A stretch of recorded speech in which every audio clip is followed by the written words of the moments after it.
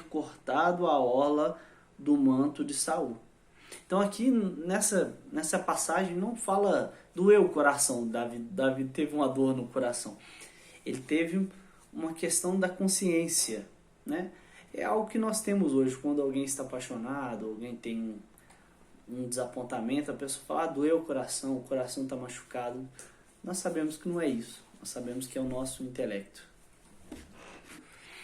Que o nosso coração, né, hoje nós temos esse entendimento, mas nós sabemos que é tudo parte do nosso intelecto. Então o coração, quando é citado na Bíblia, é citado nessa questão mental, essa questão dos sentimentos, que não fazem parte do coração, faz parte do nosso cérebro. Amém, irmãos? Aí agora nós vamos para a parte do pecado. O pecado nós sabemos, aí na apostila, no tópico 2, está aí assim, o pecado, sua moralização e natureza. O pecado, nós sabemos que o significado da palavra pecado é errar o alvo.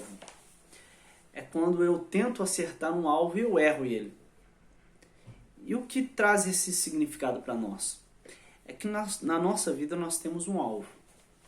O alvo que nós temos é sermos a imagem do nosso Deus. É chegarmos à perfeição ao ponto de sermos o mais próximo da imagem do nosso Deus. Aquilo que Ele escolheu para nós.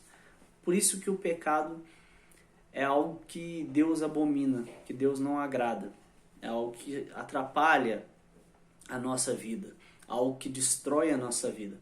Porque é o que nos afasta, nos faz seguir um outro caminho daquilo que Deus tem para nós. E para que as pessoas lá fora possam entender, quando você falar a respeito de pecado, é algo que te prejudica em todas as áreas da sua vida. É o melhor exemplo que você pode dar para alguém. É como algo que é prejudicial, algo que traz malefícios à saúde, malefícios à nossa mente, malefícios ao nosso corpo, a todos os entendimentos nossos. Por quê? Porque nós fomos programados para sermos perfeitos. Deus nos fez perfeitos, como nós vimos. Ele nos fez moralmente bons. Não é à toa que uma criança não peca, porque ela ainda não tem consciência do que é o erro. Porém, ela já tem a essência de ser perfeita por parte de Deus. Já na nossa parte, no nosso caso, quando nós começamos a pecar, nós começamos a afastar daquilo que é perfeito, aquilo que é melhor para nós. Então, sermos servos de Deus não é porque nós queremos servir a Deus só para garantirmos o céu. Nós sabemos muito bem disso. E isso nós precisamos ensinar para as pessoas. Que não é uma recompensa. Ah, eu fui bem, eu fui uma pessoa boa, eu não pequei, eu fiz coisas boas, que é algo que nós ouvimos aí. Eu fui uma pessoa que fiz muita caridade, então eu tenho direito de ir para o céu. Deus vai me dar esse direito. Não, nós sabemos que para ir para o céu é só para aquele que busca ser, que está se aproximando a ser a imagem e semelhança de Deus. E para se alcançar isso é através do arrependimento, é através da graça e da salvação do nosso Senhor Jesus, que é o que nos garante o direito de irmos para o céu. Mas quando nós estivermos ainda vivendo o pecado na nossa vida, isso com certeza vai nos afastar de Deus. Com certeza será um problema para a nossa vida. Amém, irmãos? Aí continuando, nós vamos lá para a página 78, que nós vamos ver a moralização do conceito do pecado. No Antigo Testamento, aí no 4º parágrafo, aqui ó, tá até coloridinho na minha Bíblia, na minha apostila. O entendimento do pecado foi evoluindo progressivamente no Antigo Testamento, com o entendimento cada vez mais claro da justiça absoluta de Deus. Isso aqui é interessante, porque o pecado, a cada momento que passa, ele evolui. Nós começamos a conhecer outros tipos de pecado. Cada conhecimento que nós temos, nós descobrimos que existia um pecado ao qual nós cometíamos e não tínhamos o conhecimento. Isso é interessante. Isso é uma responsabilidade muito grande daquele que recebe o benefício de ter a palavra de Deus na vida dele. Com o povo de Deus no Antigo Testamento, nós lembramos que Adão e Eva, eles tinham algo que eles não podiam fazer, que era comer do fruto da árvore do bem e do mal. Então aquilo era o pecado que eles cometeriam se eles comessem, e eles fizeram. Depois nós vemos a respeito de Caim e Abel, que eles já começaram a ter outros tipos de entendimento a respeito do pecado. E esse pecado, como Caim cometeu, que foi o primeiro homicídio relatado na palavra de Deus, ele já foi julgado de uma forma diferente. Nós vemos que Caim, ele sofreu uma maldição por parte de Deus, né, uma consequência desse pecado que ele cometeu por matar o seu irmão. De quem o matasse sofreria algo pior, teria uma punição pior, teria uma consequência pior. Por que disso? Porque a partir do momento que Caim ele matou o seu irmão, ele inaugurou esse pecado. Ele trouxe ao mundo o homicídio. Então aquele que o matasse, aquele que repetisse um homicídio, já teria um entendimento que aquilo era pecado. Caim não tinha. Caim começou a ter inveja, ele começou a ter a famosa preguiça, o famoso pensamento de fazer de qualquer forma para Deus, e ele cobiçou aquilo que seu irmão fez e ficou irritado e acabou matando Abel. Então nós vemos que a forma que Caim foi julgado, depois aqueles que, ao passar dos anos, aqueles que foram cometendo o mesmo tipo de pecado, eles sofreram consequência pior. Isso nos ensina que a consequência que eu sentia, que eu vivia antes de conhecer a palavra de Deus, com certeza é diferente do que hoje eu passo. Quando eu não tinha Jesus no meu coração, eu não tinha consciência que a mentira, a cobiça eram pecados. A mentira todo mundo sabe, mas há um dito popular que uma mentirinha não faz mal. Mas nós sabemos que uma mentira é pecado. Então as pessoas mentem, as pessoas falam palavrões, as pessoas cometem vários tipos de pecados antes de conhecer Jesus. E quando nós conhecemos Jesus, e se nós cometemos esse mesmo pecado, como o exemplo, como uma mentira, a consequência sobre nossa vida vai ser muito maior. Por quê? Porque eu já tinha consciência que aquilo era errado e que aquilo era ruim para a minha vida. É claro, aquele que não tem Jesus, ele não tem a seu favor o arrependimento.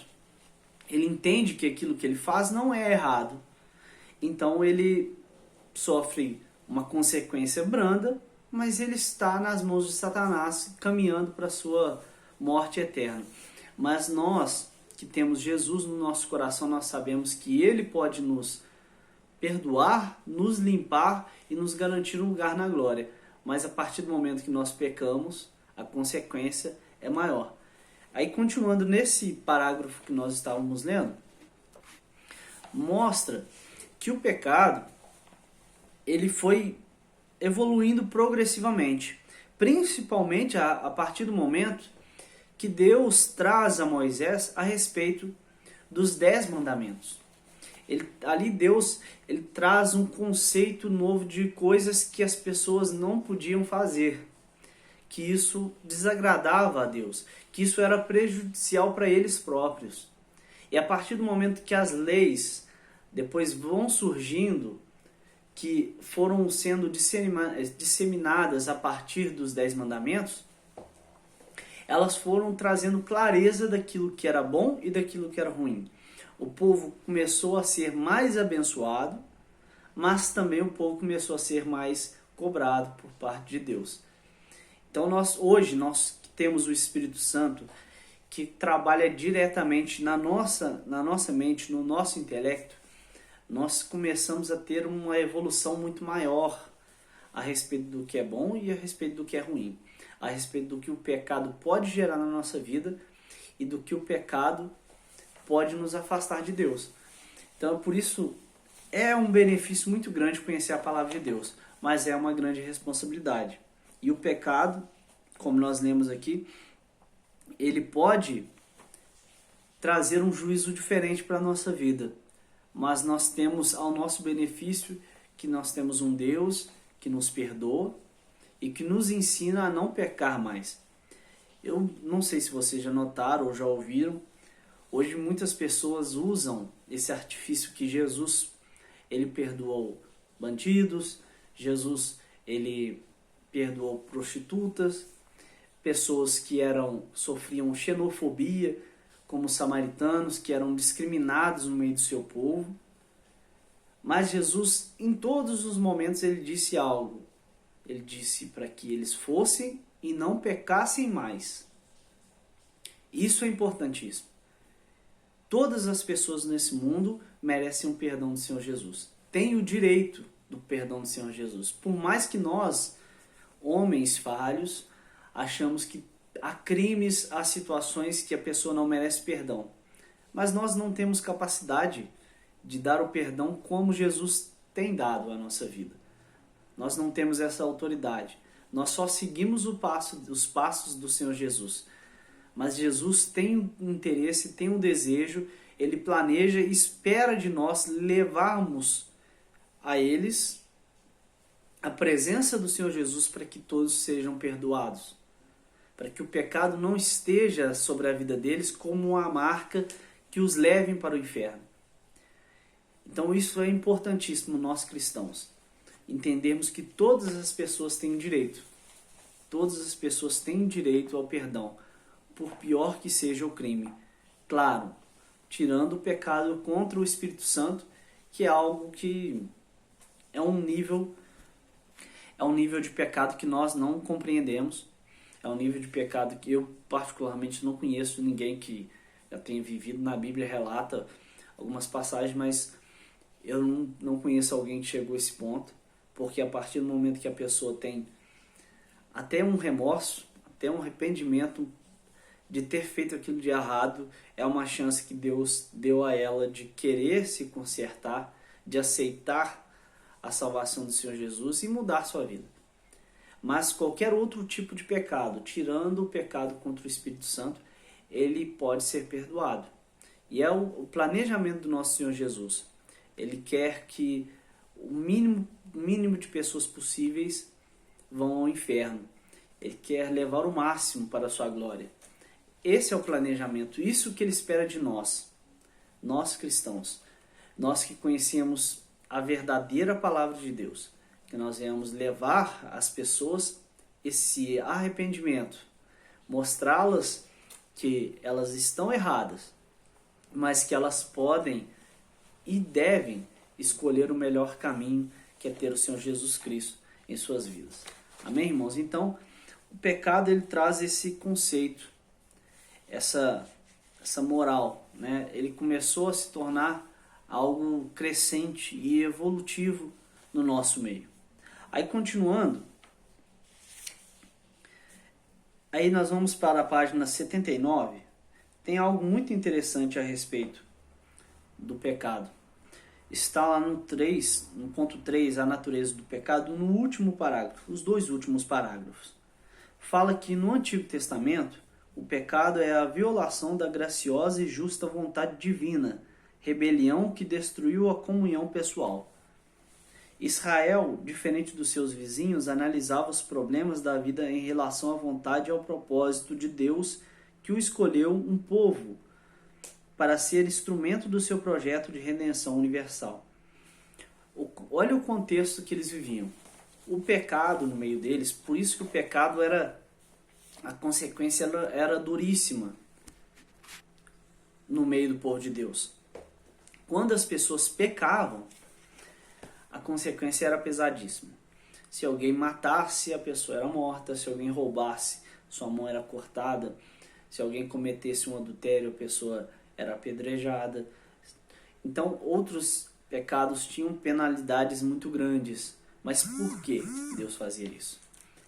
Porque Deus tinha um plano para aquele povo.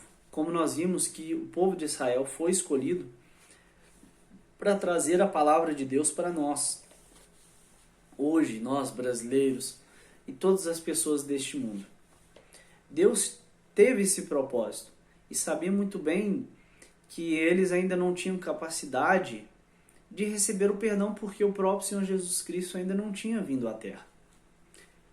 Mas eles precisavam seguir as regras, as leis que Deus tinha para eles, para que eles tivessem ao máximo sobre a sua vida características que viessem diretamente de Deus.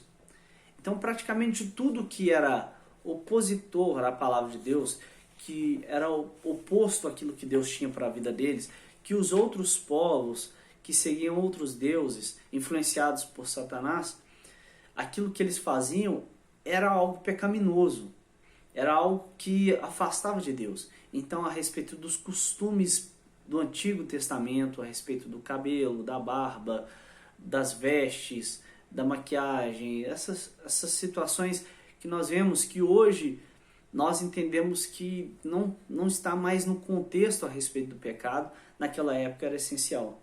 E aquilo afastava as pessoas de Deus. Então, o conceito de pecado era para que eles não cometessem algo que os afastasse daquilo que Deus tinha planejado para a vida deles. Isso não os garantia a salvação, irmãos.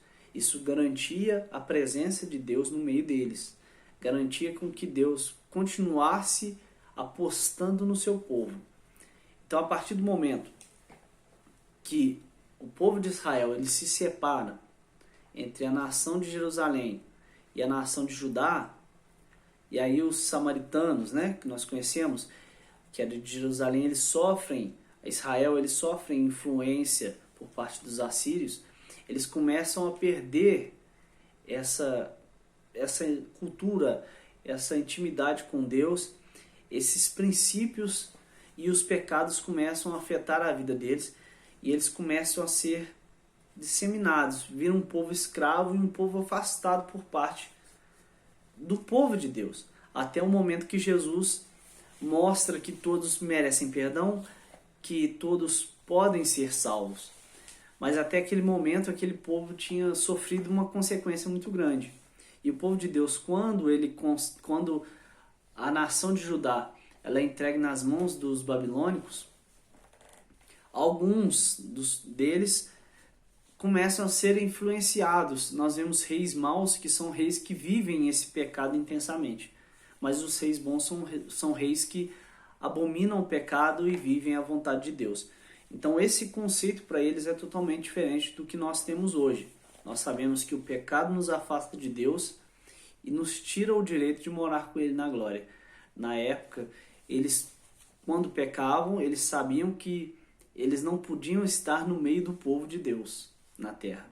Eles automaticamente eram tirados do povo de Deus quando o pecado era algo que acontecia, algo que não era interno. Hoje nós sabemos que o pecado interno nos afasta de Deus. Na época, como eles não tinham essa consciência espiritual, o Espírito Santo não trabalhava na vida de todos como ele trabalha hoje. Eles não tinham esse discernimento. Então o pecado interno não era julgado, mas sim o pecado externo. E para terminar, irmãos, nós vamos ver agora a respeito do problema do mal no Antigo Testamento. Isso está lá na página 83. Está lá na introdução, fala que no capítulo anterior foram expostos alguns argumentos sobre revelação progressiva da Bíblia. É uma revelação que acontece todos os dias. De acordo com o conhecimento que eles tinham de Deus, eles recebiam novas revelações, novos conhecimentos da palavra de Deus. Aquilo que Deus tinha para a vida deles. Na verdade, não há como explicar a questão do mal, nem interpretar o Antigo Testamento de forma correta sem uma concepção clara deste princípio. Deus revelou conceitos e verdades bíblicas de forma lenta e progressiva, para que o homem, em sua simplicidade, pudesse entender seus desígnios e propósitos. A revelação da doutrina da armatologia estudo do pecado e o problema do mal passaram por este lento processo de revelação. Deus foi revelando as coisas ocultas aos poucos e o homem foi assimilando progressivamente. Então nós vemos que o mal ele foi interpretado de uma forma diferente do que nós temos hoje. Hoje nós sabemos que o mal ele é oriundo de Satanás. O mal é a ausência do bem, é a ausência da presença de Deus. Não existe o bem e o mal. Não, o mal nós sabemos que é a ausência do bem. Porque a partir do momento que Satanás ele é expulso do céu, não por parte de Deus, mas pela própria natureza divina. Porque ele deixa de ter Deus na vida dele. E no céu só pode estar aquilo que tem Deus incluído dentro dele. Então, para nós estarmos no céu, nós temos que ter Deus dentro de nós. Temos que ter vida. Deus é sinônimo de vida. Então, Satanás ele perde a vida, ele perde a presença de Deus dentro dele. E isso automaticamente o afasta de Deus. E o tira do céu e 1/3 dos anjos que o seguiram também. E aí ele começa na terra a disseminar sua raiva, sua fúria por ter se afastado de Deus. De não ter mais essa orientação divina. Então ele começa a criar os seus planos, as suas artimanhas, e ele começa a tentar atrapalhar os propósitos de Deus. Ele tinha muito bem a consciência e o entendimento do que Deus tinha planejado para nós. E também há uma certa inveja por parte dele por nós termos tomado o direito que ele tinha, de nós sermos adoradores do Senhor como ele era antes. Então ele começa a atrapalhar o povo de Deus. Ele começa a gerar, influenciar mentalmente, quando acontece conosco hoje. Influenciar de várias formas para que as pessoas pecassem. Mas eles não interpretavam o mal da forma que nós interpretamos hoje. Eles encaravam o mal como um inimigo carnal. Um inimigo que eu tinha que batalhar para que eu mantivesse o meu povo. Então eu tinha que vencer alguém, eu tinha que matar alguém, tinha que lutar para que meu povo se mantivesse vivo. Eu precisaria ver o meu inimigo morto, vencido, dominado, para que eu mantivesse o propósito de Deus na minha vida. Então o mal era interpretado dessa forma no Velho Testamento, que é diferente para nós hoje, que a própria palavra de Deus fala que nossa luta não é contra a carne, como era no Antigo Testamento, mas sim contra o espírito. Assim contra o mal que é constituído de espírito, sim contra Satanás e todos os seus anjos. Então nós temos essa interpretação, esse entendimento hoje. Mas no Velho Testamento, eles entendiam que o mal